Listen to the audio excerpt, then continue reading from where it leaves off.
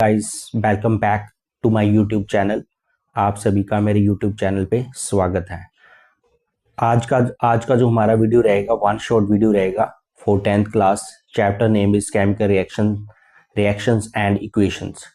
इसके बारे में कंप्लीट चैप्टर मैं शॉर्ट टाइम में आपको पढ़ाऊंगा, तो वीडियो को बीच में स्किप मत करना, वीडियो को अंत तक जरूर देखना। आओ चैप्टर को स्टार्ट करते हैं। चैप्टर को स्टार्ट करने से पहले सभी बच्चों को हैप्पी चिल्ड्रन डे। और एक बात और, जिन बच्चों ने अभी तक चैनल को लाइक और सब्सक्राइब नहीं किया वो बच्चे चैनल को लाइक और सब्सक्राइब कर दें। तो आओ जो हमारा फर्स्ट चैप्टर है 10th क्लास का केमिकल रिएक्शन एंड इक्वेशन को स्टार्ट करें। तो सबसे पहले केमिकल रिएक्शन क्या है। सबसे पहले केमिकल रिएक्शन होता क्या होता है ये केमिकल रिएक्शन, इसके बारे में जानकारी लेते हैं। केमिकल रिएक्शन क्या होता है? The reaction in which the identity of substance is changed. वो रिएक्शन जिसमें सब्सटेंस की आइडेंटिटी क्या हो जाती है? चेंज हो जाती है, उसको हम क्या बोलते हैं? केमिकल रिएक्शंस बोलते हैं। जैसे मान लो फॉर एग्जांपल हमारे पास हाइड्रोजन है, ऑक्सीजन, और हाइड्रोजन ऑक्सीजन जब कंबाइन करेंगे तो क्या बनेगा? वाटर बनेगा। यहाँ देखो सब्सटेंस की आइडेंटिटी कैसे चेंज होगी। यहाँ पे सब्सटेंस की आइडेंटिटी कैसे चेंज होगी, देखो यहाँ पे जो हाइड्रोजन है, हाइड्रोजन यहाँ पे एक फ्यूल का काम कर रहा है। हाइड्रोजन यहाँ पे एक फ्यूल का काम करता है, और इस फ्यूल को जलाने के लिए ऑक्सीजन उससे क्या कर रहा है? सपोर्ट कर रहा है। ठीक है, जब हाइड्रोजन ऑक्सीजन के साथ रिएक्शन कर जाएगा तो क्या बनेगा? वाटर बनेगा। देखो वाटर आग बुझाने की काम करता है, water act as a fire extinguisher. देखो सभी सब्सटेंस की आइडेंटिटी यहाँ पे चेंज हो गई। Before reacting hydrogen is the gas, after reaction hydrogen become water. Before reacting oxygen is the gas, after reaction oxygen involved in water, oxygen contained in the water. Oxygen किसमें शामिल हो गया है? Water में शामिल हो गया है। तो ये केमिकल रिएक्शन है जिसमें इसमें क्या है, जो आपके एलिमेंट है उनकी आइडेंटिटी, जो सब्सटेंस हैं उनकी आइडेंटिटी क्या हो जाती है? चेंज हो जाती है। तो हमें कैसे पता चलेगा कि केमिकल रिएक्शन हो गया है?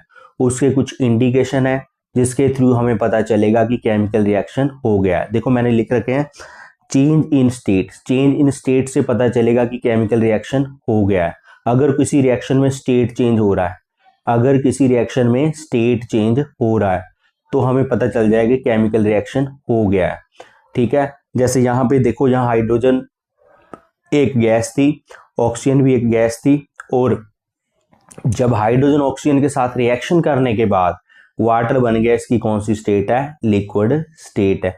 और भी बहुत सारी रिएक्शन है जिनमें हमें पता चलता है जब रिएक्शन होने से पहले और रिएक्शन होने के बाद जब स्टेट चेंज होके आती है तब हमें पता चल जाता है कि केमिकल रिएक्शन हो गया है। दूसरा क्या है? चेंज इन कलर अगर चेंज हो रहा है तब भी हमें पता चल जाता है कि केमिकल रिएक्शन हो गया है। एवोल्यूशन ऑफ गैस, अगर कोई गैस रिलीज हो रही है तो भी हमें पता चल जाता है कि केमिकल रिएक्शन हो गया है। इसका मैं एक एग्जांपल दे रहा हूं एवोल्यूशन ऑफ गैस का। जैसे मान लो एवोल्यूशन ऑफ गैस का मैं एक आपको एग्जांपल दे रहा हूं यहाँ पे। जैसे ये कैल्शियम कार्बोनेट है, ये है आपका कैल्शियम कार्बोनेट। जब आप इसको हीट करोगे तो ये बनेगा calcium oxide plus carbon dioxide. यहाँ देखो कार्बन डाइऑक्साइड गैस का क्या हो रहा है? एवोल्यूशन हो रहा है।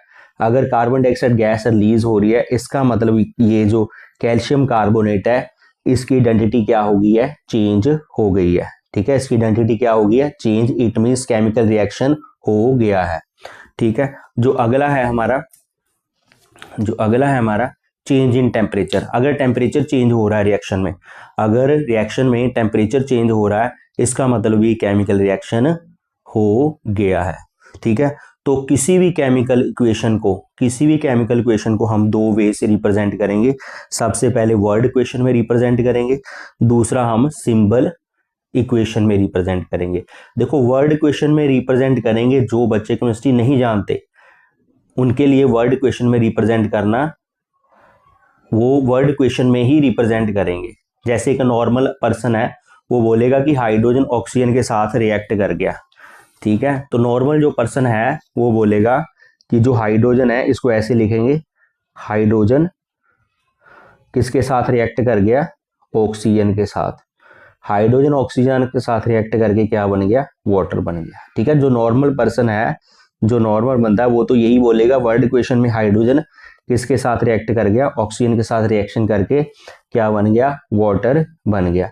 बट जो एक साइंस का स्टूडेंट है वो क्या करेगा, इसको केमिकल सिंबॉलिक फॉर्म में लिखेगा। हाइड्रोजन को क्या लिखेगा, H2 लिखेगा, ऑक्सीजन को क्या लिखेगा, O2 लिखेगा, और वाटर को उसके फॉर्मूले में लिखेगा।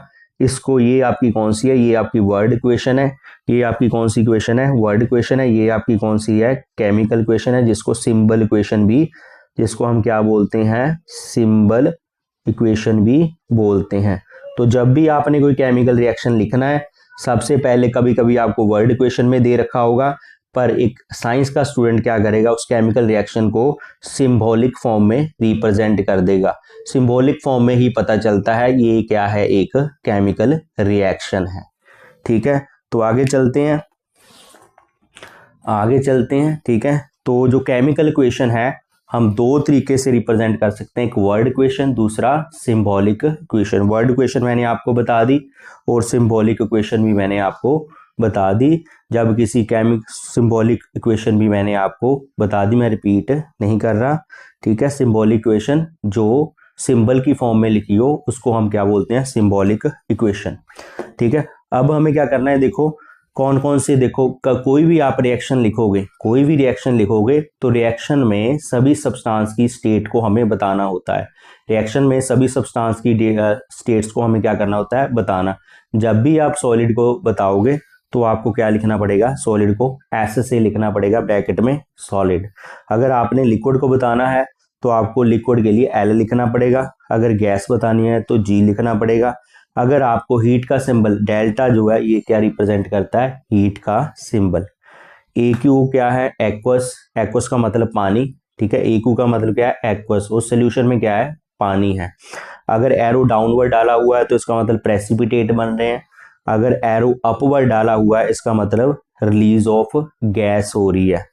अगर ऐसे डायरेक्शन डाली हुई है इसका मतलब ये इस डायरेक्शन में क्या हो रही है, रिएक्शन हो रही है, रिएक्टेंट से प्रोडक्ट में कन्वर्ट हो रहा है। ठीक है, तो ये सिंबल थे। आपको कोई भी केमिकल रिएक्शन लिखना है उसके लिए ये सिंबल यूज करने पड़ेंगे, क्योंकि इन सिंबल के थ्रू आप क्या कर सकते हो, किसी भी सब्सटेंस की स्टेट को बता सकते हो। आगे बैलेंस केमिकल इक्वेशन क्या है, देखो कोई भी केमिकल इक्वेशन बैलेंस होती है। ठीक है, कोई भी केमिकल इक्वेशन बैलेंस तभी होती है जब उसके एटम दोनों साइड क्या हो, बराबर हो। जब उसके एटम दोनों साइड क्या हो, बराबर हो, तो वो केमिकल इक्वेशन क्या होगी, बैलेंस होगी। जैसे मैं आपको एक केमिकल इक्वेशन बैलेंस करके बता देता हूँ। ठीक है, इतना ज़्यादा केमिकल इक्वेशन बैलेंस आना चाहिए सभी बच्चों को। ठीक है, तो मैं एक केमिकल इक्वेशन आपको बैलेंस करके बता देता हूँ। ठीक है, तो केमिकल इक्वेशन देखें, आपके पास है N2 प्लस H2, ये आपका बन गया NH3। ठीक है, अब देखो हमें क्या करना है, इस केमिकल इक्वेशन को बैलेंस करना है। बैलेंस केमिकल इक्वेशन वो इक्वेशन होती है जहां पे रिएक्टेंट और प्रोडक्ट साइड दोनों साइड एटम क्या होने चाहिए, बराबर होने चाहिए। जैसे यहाँ पे नाइट्रोजन के 2 एटम हैं, यहाँ पे नाइट्रोजन का एक एटम है, हमें क्या करना पड़ेगा, इधर भी नाइट्रोजन के 2 ही एटम होने चाहिए। तो मैं क्या कर रहा हूँ, N2 प्लस H2 यहाँ मैं 2 से मल्टीप्लाई कर देता हूँ। ठीक है, जब मैं 2 से मल्टीप्लाई करूंगा तो नाइट्रोजन के कितने एटम हो जाएंगे, 2 एटम हो जाएंगे। ठीक है, तो यहाँ पे देखो हाइड्रोजन के कितने एटम है, 6 एटम है। हाइड्रोजन के कितने हैं, 6 एटम। तो हम क्या करेंगे, यहाँ हाइड्रोजन के कितने एटम है, 2 एटम है हाइड्रोजन के। हम इस क्वेश्चन को क्या करेंगे, हाइड्रोजन को बैलेंस करने के लिए इस क्वेश्चन को क्या करेंगे, 3 से मल्टीप्लाई कर देंगे। तो ये आपका जो केमिकल क्वेश्चन है ये बैलेंस्ड केमिकल क्वेश्चन है। यहाँ पे नाइट्रोजन कितने हैं, 2 नाइट्रोजन है। यहाँ पे हाइड्रोजन कितने हैं, 6 हाइड्रोजन है। यहाँ पे आपके पास नाइट्रोजन कितने हैं, 2। यहाँ पे हाइड्रोजन कितने हैं आपके पास, 6। तो दोनों साइड नाइट्रोजन भी बैलेंस है, हाइड्रोजन भी बैलेंस है, इसका मतलब आपका जो केमिकल रिएक्शन है वो क्या हो रखा है, बैलेंस हो गया है। तो ऐसा क्यों करते हैं, देखो कोई भी बैलेंस केमिकल इक्वेशन है, कोई भी बैलेंस केमिकल इक्वेशन है, उसमें दोनों साइड क्या होते हैं, एटम्स बराबर होने चाहिए, ठीक है। तो किसी केमिकल इक्वेशन, एक ये क्वेश्चन भी है कि why the chemical equation be balanced, why the chemical equation should be balanced to hold the law of conservation of mass. अगर कोई केमिकल इक्वेशन को आप बैलेंस क्यों कर रहे हो, क्योंकि हमें क्या करना है, लॉ ऑफ कंजर्वेशन ऑफ मास को क्या करवाना है, होल्ड करवाना है, इसीलिए हम केमिकल इक्वेशन को क्या करते हैं, बैलेंस करते हैं।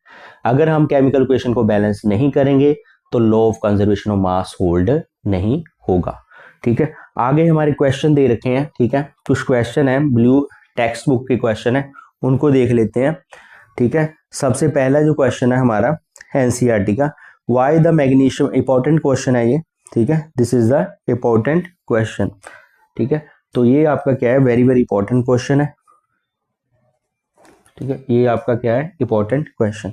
तो why the magnesium ribbon should be clean before burning in air, जो मैग्नीशियम का रिबन होता है उसको हमें क्लीन क्यों करना पड़ता है, जब हमें उसे जलाना है उसको जलाने से पहले हमें क्या करना पड़ेगा, क्लीन करना पड़ेगा, ऐसा क्यों इसका क्या रीजन है। देखो ये मैग्नीशियम रिबन है, जब इसको आप खुले इन्वायरमेंट में छोड़ दोगे तो ये ऑक्सीजन के साथ रिएक्ट करके क्या बनाएगा, मैग्नीशियम ऑक्साइड, मतलब मैग्नीशियम के ऊपर ये व्हाइट लेयर बन जाएगी। ये जो व्हाइट लेयर है, ये जो व्हाइट लेयर क्या करेगी, मैग्नीशियम को जब हम मैग्नीशियम को आग लगाएंगे तो ये मैग्नीशियम को जलने नहीं देगी। तो हमें क्या करना पड़ेगा, इस व्हाइट लेयर को क्या करना पड़ेगा, पहले हटाना पड़ेगा, क्लीन करना पड़ेगा। क्लीन करने के बाद ये जो मैग्नीशियम रिबन है फिर क्या करेगा, ये बर्न होना स्टार्ट हो जाएगा। तो इसका मतलब this white layer of magnesium prevent magnesium to burn in air, ठीक है। तो जो मैग्नीशियम के ऊपर मैग्नीशियम ऑक्साइड की जो लेयर बन जाती है वो मैग्नीशियम रिबन को क्या करती है, जलने के से रोकती है, ठीक है। तो हमें क्या करना पड़ेगा, इस मैग्नीशियम रिबन को हटाना पड़ेगा, ठीक है। नेक्स्ट पेज देखते हैं, बैलेंस द केमिकल इक्वेशन है, एक केमिकल इक्वेशन को बैलेंस कर लेते हैं। बैलेंस द केमिकल इक्वेशन में मैंने आपको बता रखा है कि केमिकल इक्वेशन को बैलेंस क्यों करना चाहिए, इसमें दोनों साइड रिएक्टेंट और प्रोडक्ट साइड क्या होनी चाहिए, एटम्स बराबर होने चाहिए। चलो इस केमिकल इक्वेशन को हम बैलेंस कर लेते हैं, ठीक है। केमिकल इक्वेशन को एक मैं बैलेंस करके बता देता हूं आपको। तो ये पहला जो केमिकल इक्वेशन है आपका BaCl2, ठीक है, ये आपका क्या है, बेरियम क्लोराइड दे रखा होगा, barium chloride plus aluminium sulphate. Aluminium sulphate को मैंने बैलेंसी वाला वीडियो बना रखा है, जिस बच्चे को बैलेंसी नहीं निकालनी आती वो वाला मेरा बैलेंसी वाला वीडियो देख सकता है। एल्यूमिनियम की बैलेंसी 3 है, सल्फेट की 2 है, क्रॉस मल्टीप्लाई कर देंगे, ये आपका बन जाएगा Al2SO4 एल्यूमिनियम सल्फेट। यहाँ पे बेरियम सल्फेट है, फिर मैं बैलेंसी लिख रहा हूँ BaSO4, बेरियम की बैलेंसी 2 है, सल्फेट की भी 2 है, क्रॉस मल्टीप्लाई करेंगे 2 से 2 कैंसिल हो जाएगा, तो ये बन गया आपका BaSO4। उसके बाद है आपका एल्यूमिनियम क्लोराइड, उसके बाद आपका है एल्यूमिनियम क्लोराइड, इसको मैं लिख लूंगा AlCl3 से लिख लूंगा। इसकी बैलेंसी 3 है, इसकी बैलेंसी कितनी है, 1। जब हम क्रॉस मल्टीप्लाई करेंगे तो ये क्या बन जाएगा, AlCl3। अब देखो जो केमिकल इक्वेशन हमारे पास बन चुका है, अब हमें क्या करना है, इस इक्वेशन को हमें क्या करना है, बैलेंस करना है। देखो सबसे पहले मेटल को बैलेंस करो, यहाँ पे एक बेरियम है, यहाँ पे भी एक बेरियम है, ये मेटल बैलेंस है।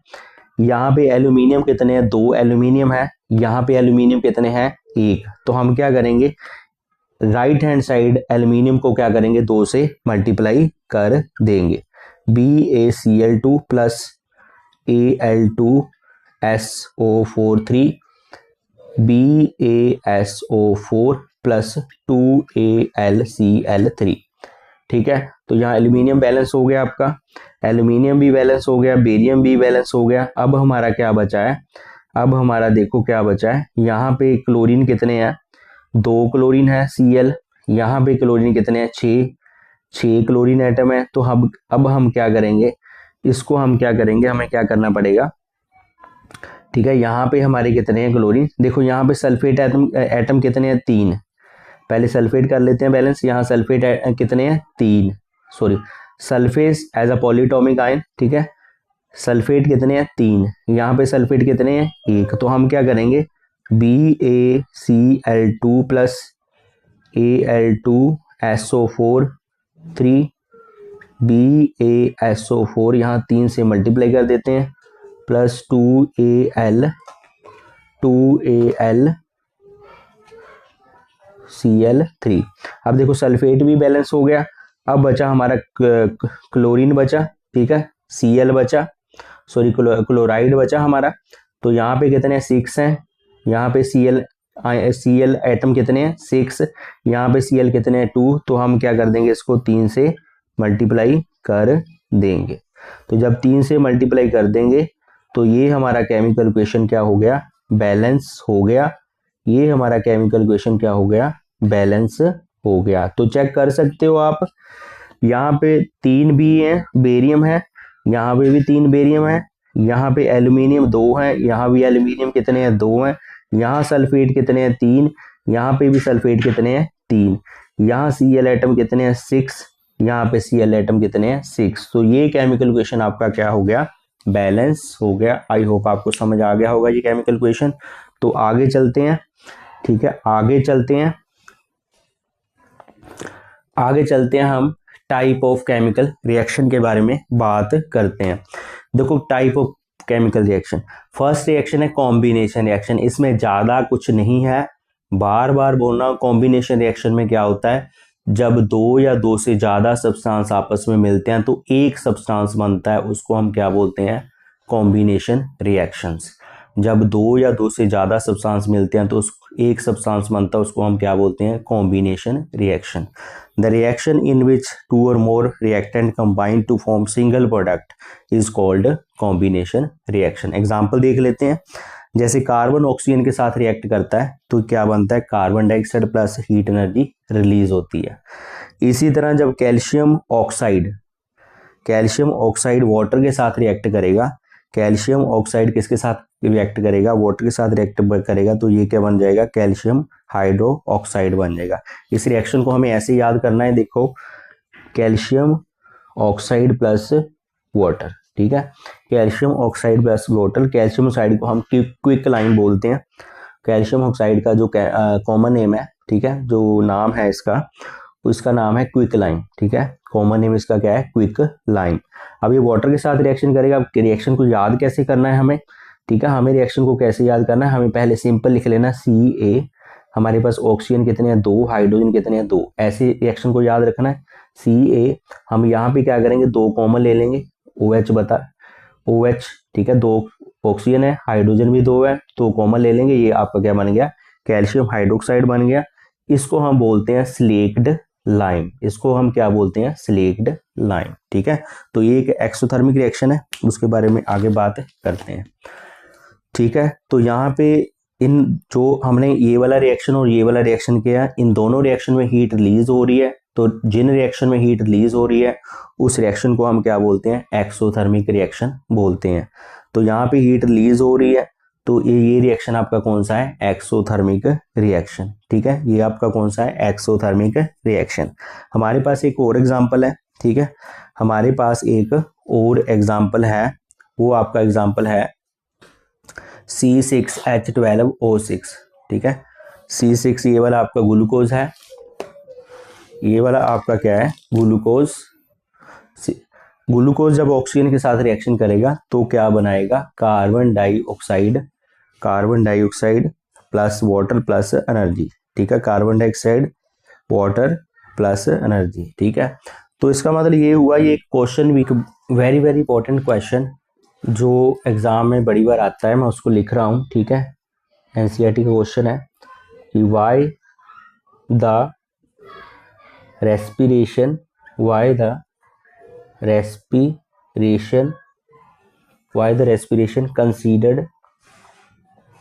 considered as exothermic reaction, ठीक है, एक्सोथर्मिक रिएक्शन।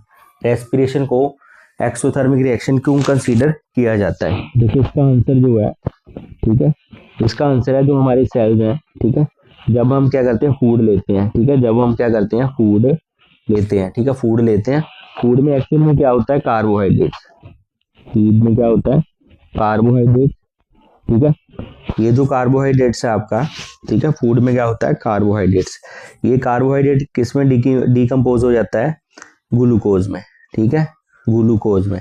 अब ग्लूकोज में डिकम्पोज हो जाता है तो ग्लूकोज क्या करता है ऑक्सीजन के साथ रिएक्ट करता है, कहाँ पे, जो हमारी बॉडी के अंदर सेल्स हैं, ठीक है, जो हमारी बॉडी के अंदर सेल्स हैं, ठीक है, सेल्स के अंदर ग्लूकोज क्या करता है ऑक्सीजन के साथ रिएक्ट करता है, रिएक्ट करके क्या बनाता है carbon dioxide, water plus energy, ठीक है, ड्यू टू दिस, इस एनर्जी के रिलीज होने के कारण ही due to production of this energy, ठीक है, due to production of this energy, ठीक है, इस एनर्जी के प्रोडक्शन होने के कारण, due to production of this energy, जो आपका क्वेश्चन है कि रेस्पिरेशन है वो क्या है एक एक्सोथर्मिक रिएक्शन है, ठीक है, रेस्पिरेशन क्या है एक एक्सोथर्मिक रिएक्शन है, ठीक है। तो आगे चलते हैं हम, ठीक है, आगे चलते हैं, आगे हमारा कौन सा है डीकम्पोजिशन रिएक्शन है। डीकम्पोजिशन रिएक्शन में बस सिर्फ इतना ही है, डीकम्पोजिशन रिएक्शन में सिर्फ इतना ही है, ठीक है, डीकम्पोजिशन रिएक्शन में क्या है एक सिंगल सब्सटेंस दो या दो से सब्सटेंस ज़्यादा सब्सटेंस में क्या होता है ब्रेक होता है, एक सिंगल सब्सटेंस दो या दो से ज़्यादा सब्सटेंस में क्या हो जाता है ब्रेक हो जाता है, उसको हम क्या बोलते हैं डीकम्पोजिशन रिएक्शंस बोलते हैं। जैसे कैल्शियम कार्बोनेट है, इसको हीट करोगे तो ये क्या बनेगा आपका calcium oxide plus carbon dioxide, ठीक है, जब भी कार्बोनेट ग्रुप आ जाए CO3 ग्रुप आ जाए तो आपने वहां पे बिना सोचे समझे कार्बन डाइऑक्साइड गैस को क्या कर देना है रिलीज कर देना है, ठीक है। तो यहाँ पे आपने कार्बन डाइऑक्साइड गैस को क्या कर देना है रिलीज, मैंने ऊपर एरो डाल रखा है, मैं ऑलरेडी आपको बता चुका हूँ कि जब भी कोई गैस रिलीज होती है उसके लिए एरो हमें क्या करना है अपवर्ड एरो डालना है।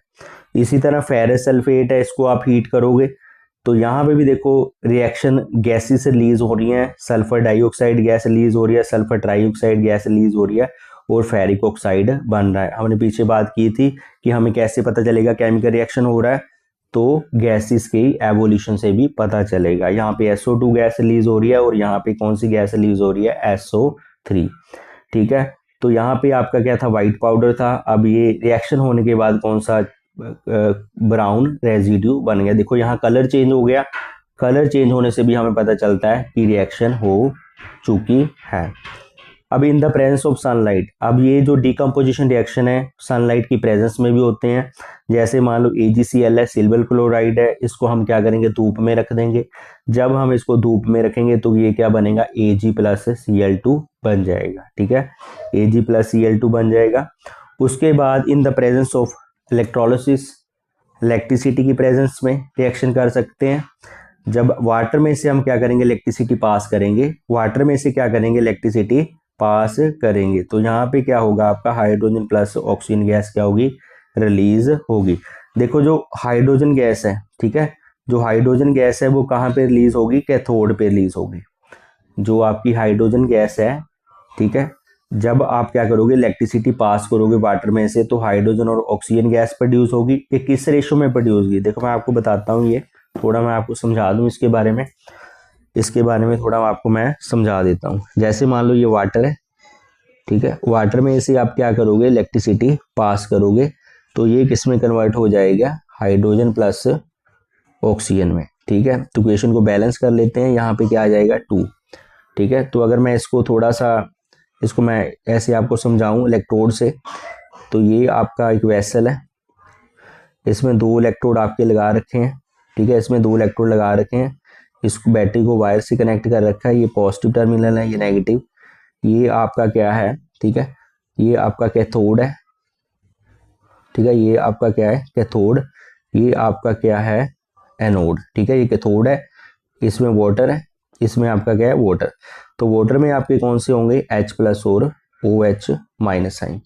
देखो जो H+ साइंस है, ये जो H+ साइन है ये माइग्रेट करेंगे किधर, ये माइग्रेट करेंगे आपके कैथोड की ओर, और जो OH माइनस आइंस हैं ये माइग्रेट करेंगे एनोड की ओर। देखो एट कैथोड पे रिएक्शन क्या होगा, एट कैथोड पे, ठीक है। एट कैथोड पे बाद में दिखाते हैं, पहले एट एनोड पे रिएक्शन दिखाते हैं, एट एनोड पे रिएक्शन दिखा देते हैं, ठीक है। एट एनोड पे रिएक्शन क्या होता है, देखो एट एनोड पे क्या होगा, OH माइनस है जो, ये क्या करेगा, ठीक है, 2 OH नेगेटिव है, ये आपका क्या करेगा, यहाँ पे आपका वाटर, ठीक है, OH नेगेटिव क्या होंगे, 2 इलेक्ट्रॉन, पहले तो वो एक OH एक इलेक्ट्रॉन लीज करेगा, ठीक है। यहाँ पे जो 2 OH हैं क्या करेंगे, 2 इलेक्ट्रॉन लीज कर देंगे। अब ये जो OH है 2 OH, इसको हम कैसे लिख लेंगे समझने के लिए, इसको हम लिख लेंगे, देखो OH और ये वाला OH यहाँ से क्या निकल गया, वाटर निकल गया, और प्लस एक ऑक्सीजन बन गया, ठीक है, हाफ ऑक्सीजन बन गया। मतलब कैथोड जब एट एनोड पे रिएक्शन होगा, जब एट एनोड पे रिएक्शन होगा तो कौन सी गैस होगी आपकी रिलीज, ऑक्सीजन गैस, ठीक है। एट एनोड पे कौन सी गैस रिलीज होगी, एट एनोड पे कौन सी गैस रिलीज होगी, ऑक्सीजन, ठीक है। तो अगर बात करूं ये जो इलेक्ट्रॉन रिलीज किए हैं, ठीक है, अगर बात करूं एट कैथोड पे कौन सा रिएक्शन होगा, एट कैथोड, ठीक है। अगर मैं बात करूं एट कैथोड पे, कैथोड पे कौन से आयन माइग्रेट कर रहे हैं, H प्लस आयन, ये H प्लस आयन कहाँ पे जा रहे हैं, कैथोड पे जा रहे हैं, इस इलेक्ट्रोड पे जा रहे हैं H प्लस, तो ये H प्लस क्या करेंगे, इलेक्ट्रॉन को गेन कर लेंगे, तो ये आपकी क्या बन जाएगी, hydrogen gas. Hydrogen gas at cathode पे कौन सी गैस रिलीज हो रही है, हाइड्रोजन गैस। मतलब आपकी एनोड पे कौन सी गैस रिलीज हो रही है, ऑक्सीजन गैस रिलीज हो रही है, और कैथोड पे कौन सी गैस रिलीज हो रही है, हाइड्रोजन गैस रिलीज हो रही है। अगर मैं इनकी रेशो की बात करूं, अगर मैं इनकी रेशो की बात करूं, इसका वॉल्यूम 2 है, ठीक है, हाइड्रोजन का वॉल्यूम कितना है 2, ठीक है। ऑक्सीजन का वॉल्यूम कितना है, ऑक्सीजन का वॉल्यूम कितना है 1 वॉल्यूम, ठीक है। यहाँ पे मतलब मैं सिंपली बोलूँ आपको 2:1, 2:1। अगर ऑक्सीजन 50 ml है तो हाइड्रोजन कितने ml प्रोड्यूस होगा, 100 ml प्रोड्यूस होगा, ठीक है। तो ये थी आपकी इलेक्ट्रोलिसिस, ठीक है। तो डीकम्पोजिशन रिएक्शन 3 वे से हो सकता है, एक तो हीट देने से हो सकता है जिसको थर्मल डीकम्पोजिशन बोलते हैं, दूसरा आपका हो सकता है सनलाइट की प्रेजेंस में हो सकता है, तीसरा आपका इलेक्ट्रिसिटी की प्रेजेंस में हो सकता है। कभी ये क्वेश्चन पूछते हैं कि पानी में इलेक्ट्रिसिटी पास करने के बाद जो हाइड्रोजन और ऑक्सीजन किस रेशो में डेवलप होता है, तो हाइड्रोजन आपका डबल प्रोड्यूस होगा, ऑक्सीजन आपका क्या होगा, हाफ प्रोड्यूस होगा। इसका मतलब हम लिख सकते हैं 2:1 में प्रोड्यूस होगा। नेक्स्ट हम चलते हैं, देखो इन सभी रिएक्शंस में क्या हो रहा है, हीट एब्जॉर्ब हो रही है। इन सभी रिएक्शंस में क्या हो रहा है, हीट एब्जॉर्ब हो रही है। सभी रिएक्शंस में क्या हो रहा है आपका, हीट एब्जॉर्ब हो रही है। तो इसको क्या बोलेंगे, एंडोथर्मिक रिएक्शन। जिन रिएक्शन में हीट एब्जॉर्ब होती है उनको हम क्या बोलते हैं, एंडोथर्मिक रिएक्शंस।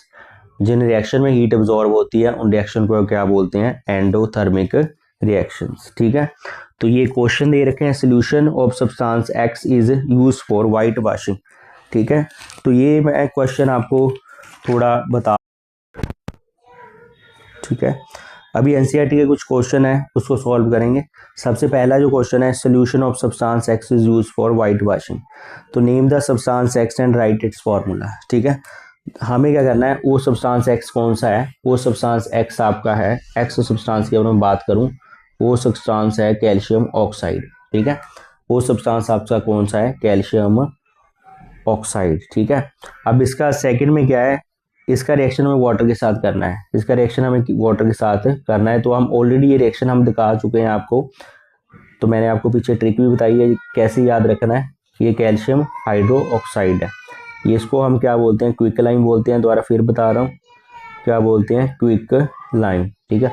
इसको हम क्या बोलते हैं, स्लेक्ड लाइम बोलते हैं, ठीक है। इसको हम क्या बोलते हैं, स्लेक्ड लाइम, आपको ऐसे याद रखना है, ठीक है। नेक्स्ट रिएक्शन है हमारा डिस्प्लेसमेंट रिएक्शन।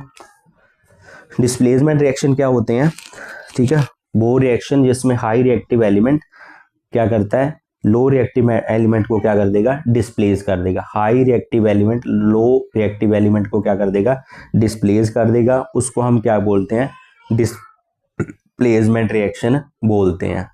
ठीक है। जैसे मान लो मैंने सीरीज लिख रखी है, ये देखो पोटाशियम सबसे ज़्यादा रिएक्टिव एलिमेंट है, ठीक है। जो लेड है आपका, ठीक है, जो आपका लेड है वो सबसे लो रिएक्टिव एलिमेंट है, ठीक है।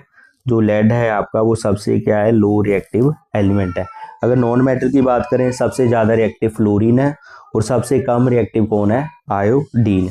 तो ये खुद ये हमने क्या किया है, FeSO4 कॉपर सल्फेट, Fe का रिएक्शन हमने क्या किया, कॉपर सल्फेट के साथ रिएक्शन करवाया, ठीक है। मैं इसको आपको थोड़ा लिख के बता देता हूँ, इसको हमें थोड़ा लिख के आपको बता देता हूँ।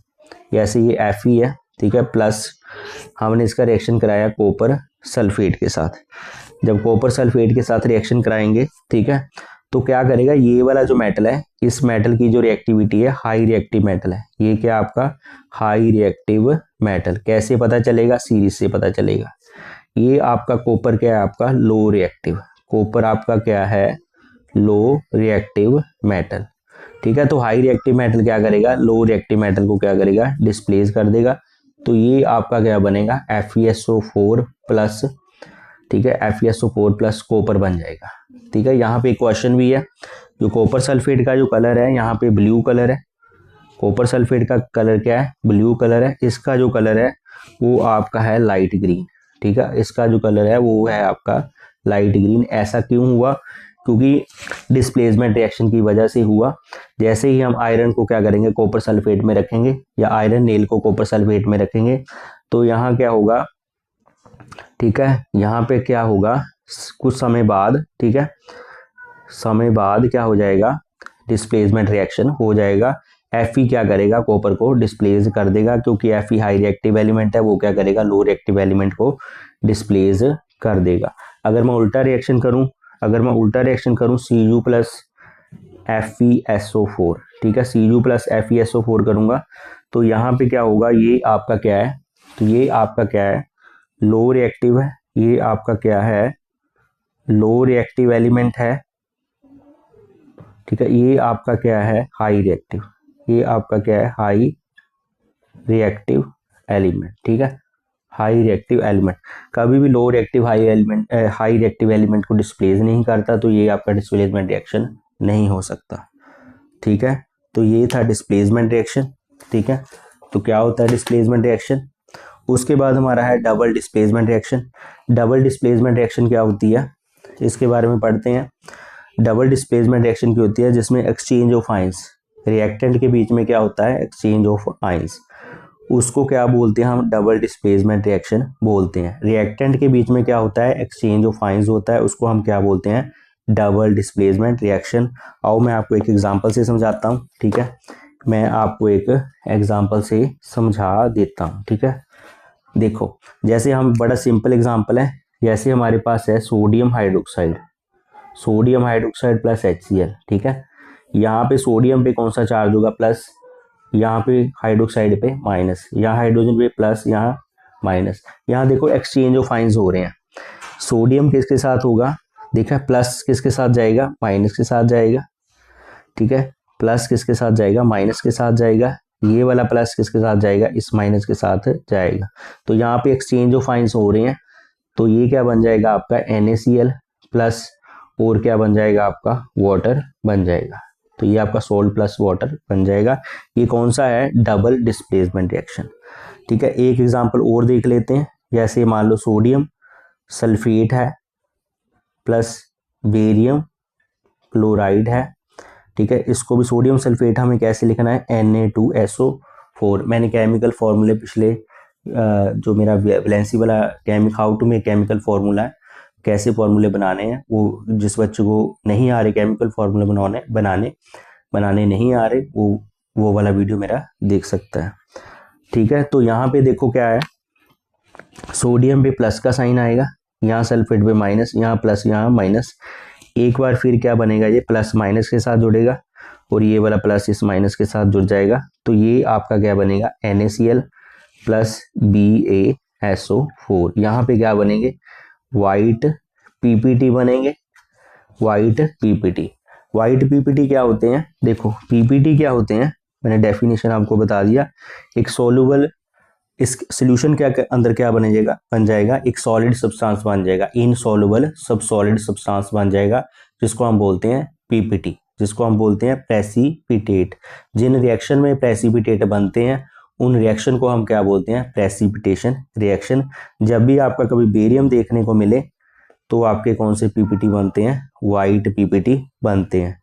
ठीक है, जब भी आपको कहीं आपका सिल्वर देखने को मिले, ठीक है, सिल्वर देखने को बने, तब भी आपके कौन से पीपीटी बनते हैं, वाइट पीपीटी बनते हैं। जब आपको कभी आयोडाइड देखने को मिले, जैसे लेड आयोडाइड है, तो आपके कौन से पीपीटी बनेंगे, येलो पीपीटी बनेंगे। ठीक है, तो येलो पीपीटी बनेंगे। ठीक है, तो कभी बेरियम देखने को मिले तब भी वाइट पीपीटी बनेंगे, अगर आपका सिल्वर देखने को मिले तब भी वाइट पीपीटी बनेंगे, अगर आपको कहीं आयोडाइड देखने को मिले तब भी हमारे कौन से बनेंगे, येलो पीपीटी बनेंगे। ठीक है, तो एक बार डेफिनेशन पढ़ लेते हैं।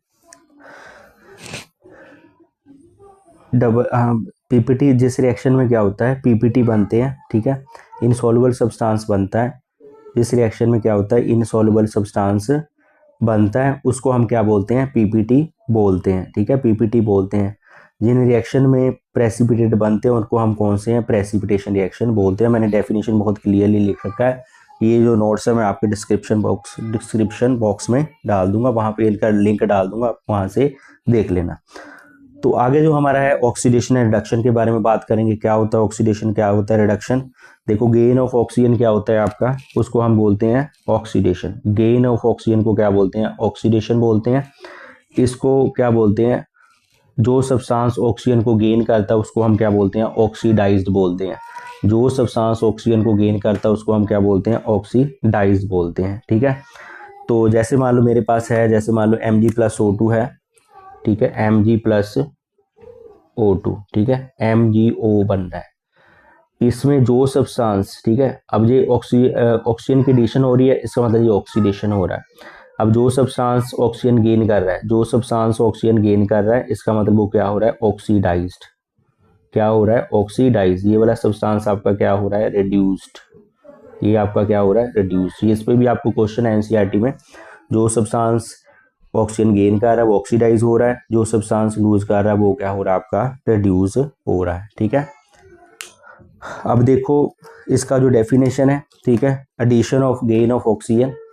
गेन ऑफ ऑक्सीजन को हम क्या बोलते हैं, ठीक है, गेन ऑफ ऑक्सीजन को हम क्या बोलते हैं, ऑक्सीडेशन बोलते हैं। जैसे कार्बन में ऑक्सीजन ऐड किया तो उसको भी क्या बोलते हैं, कार्बन, उसको भी क्या बोलते हैं, ऑक्सीडेशन।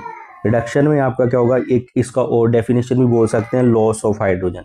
लॉस ऑफ हाइड्रोजन, जैसे H2S है, ये हाइड्रोजन को क्या कर रहा है, यहाँ पे हाइड्रोजन का लॉस हो रहा है।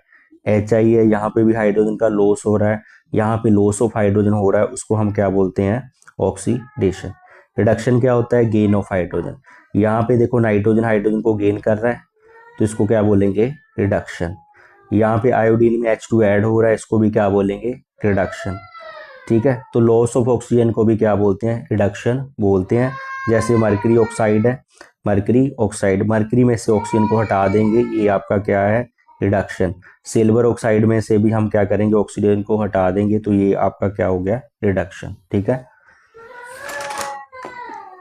तो नेक्स्ट ऑक्सीडाइज और रिड्यूस के बारे में भी आपको मैंने बता दिया। ठीक है, तो नेक्स्ट आपका टॉपिक है जो क्रोजन है। Next topic corrosion. ठीक है, क्रोजन क्या होता है, देखो, स्लोली डैमेज ऑफ मेटल।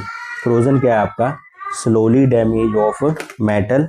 उसको हम क्या बोलते हैं, स्लोली डैमेज ऑफ मेटल को क्या बोलते हैं, slowly damage of metal in the presence of air, water and chemicals. उसको हम क्या बोलते हैं, क्रोजन। अगर कोई मेटल का डैमेज हो रहा है, किसकी प्रेजेंट में, एयर की, वाटर की, या कुछ केमिकल की प्रेजेंट में, किसी केमिकल की प्रेजेंस में मेटल की डैमेज हो रही है, उसको हम क्या बोलते हैं, क्रोजन बोलते हैं।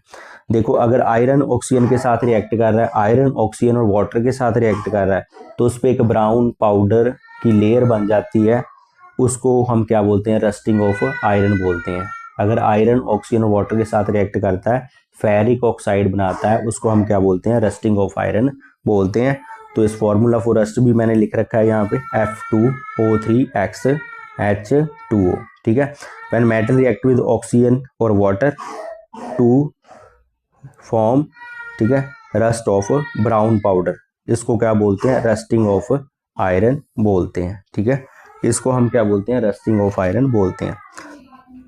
When metal react with oxygen और water to rust of, to form rust of, यहाँ पे फॉर्म वर्ड ऐड कर लेना, form rust of brown powder is called rusting of iron, ठीक है।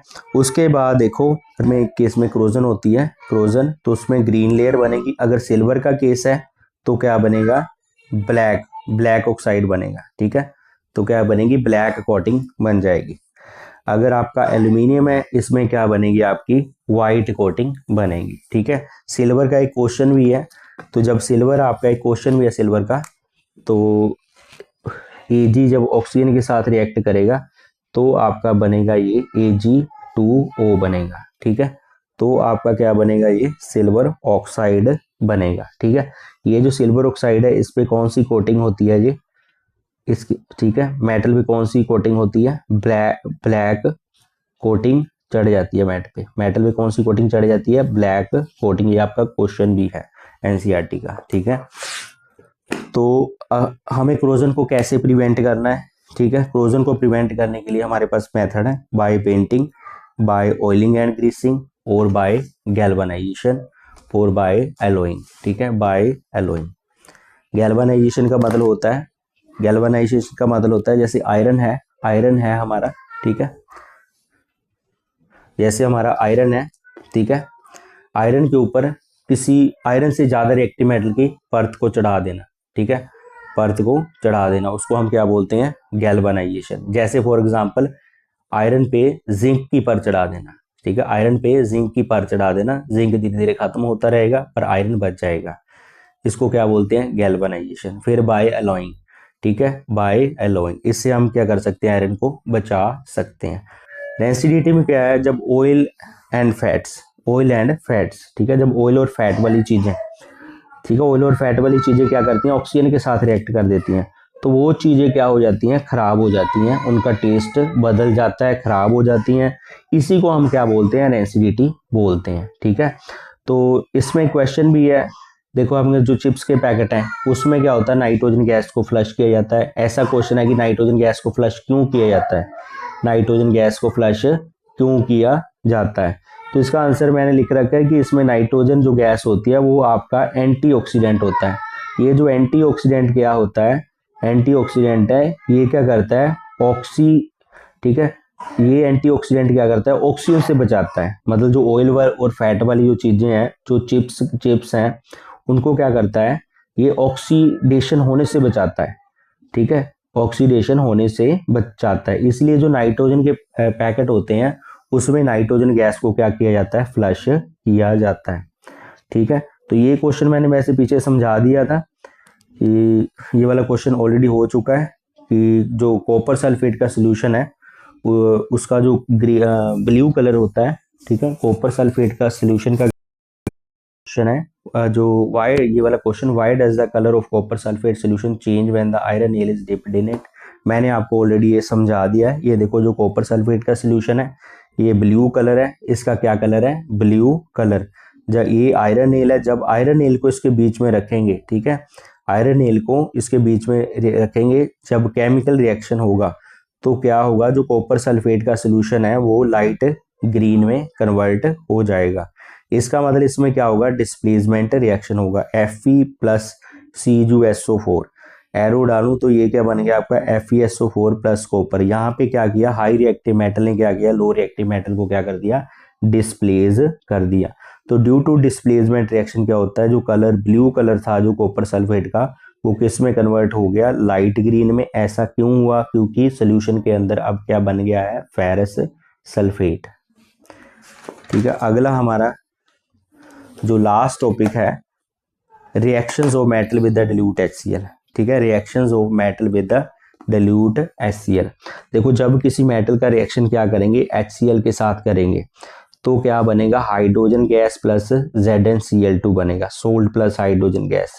ठीक है, तो ये जो हाइड्रोजन गैस है इसके लिए क्वेश्चन है, इसको कैसे टेस्ट करेंगे। देखो ये हमारे पास क्या है, एक फ्लास्क है, किसी में भी कर सकते हो, मेरे पास मान लो फ्लास्क है। मैंने क्या किया, इसमें जिंक ग्रैनुअल डाल दिए, जिंक ग्रैनुअल डाले और इसमें मैंने HCl का सोल्यूशन डाल दिया, डाइल्यूट HCl डाल दिया। तो मैंने इसके ऊपर से क्या कर दिया, कवर अप कर दिया। मैंने इसके कर दिया लिड के साथ या किसी और चीज़ के साथ कवर अप कर दिया, फॉइल के साथ। जब मैं इसको कवर अप करूँगा तो कवर अप करने पे बहुत सारी गैस यहाँ कोलेक्ट हो जाएगी, हाइड्रोजन गैस क्या हो जाएगी, कोलेक्ट हो जाएगी। आफ्टर सम टाइम जब लिड को रिमूव करेंगे तो यहाँ पे क्या होगा, हम जब मैच स्टिक से क्या करेंगे, हाइड्रोजन के मैच स्टिक को, जलती हुई मैच स्टिक को हाइड्रोजन के पास लेके आएंगे तो यहाँ पॉप साउंड की आवाज आएगी। तो उससे पता चलेगा जो गैस है हमारी वो कौन सी है, hydrogen gas. So I hope आपको लेक्चर जो वन शॉर्ट वीडियो था, जो फर्स्ट चैप्टर का था, आपको समझ आ गया होगा। ठीक है, अगर किसी बच्चे को कोई क्वेरी है, कोई प्रॉब्लम है, बॉक्स में, sorry not a description box, you can write in the comment box. If you have any problem regarding this topic, you can write in the comment box. तो आई होप ये video आपको अच्छी तरह समझ आ गया होगा। ठीक है, इन फ्यूचर में अब हम एसिड और बेस पे एक वन शॉट वीडियो बनाएंगे। तो उस वन शॉट वीडियो के लिए आई होप आपको ये लेक्चर समझ आ गया होगा। ठीक है, तो आई होप आपको ये लेक्चर अच्छी तरह समझ आ गया होगा। जो वन शॉट वीडियो था फॉर फर्स्ट लेक्चर, आपको अच्छी तरह समझ आ गया होगा। ठीक है, तो अभी फिर एक बार बोल रहा हूँ, जिन बच्चों ने चैनल को लाइक और सब्सक्राइब नहीं किया वो बच्चे चैनल को लाइक और सब्सक्राइब कर दें। Thank you so much. अगला जो वीडियो रहेगा आपका एसिड और बेस पे मैं शॉर्ट वीडियो बनाऊंगा। ठीक है, तो चैनल को लाइक और सब्सक्राइब करें, ज़्यादा से ज़्यादा चैनल को शेयर करें, सो दैट जो मेरे ज़्यादा से ज़्यादा वीडियो हैं वो बच्चों तक पहुंच सके। थैंक यू, धन्यवाद।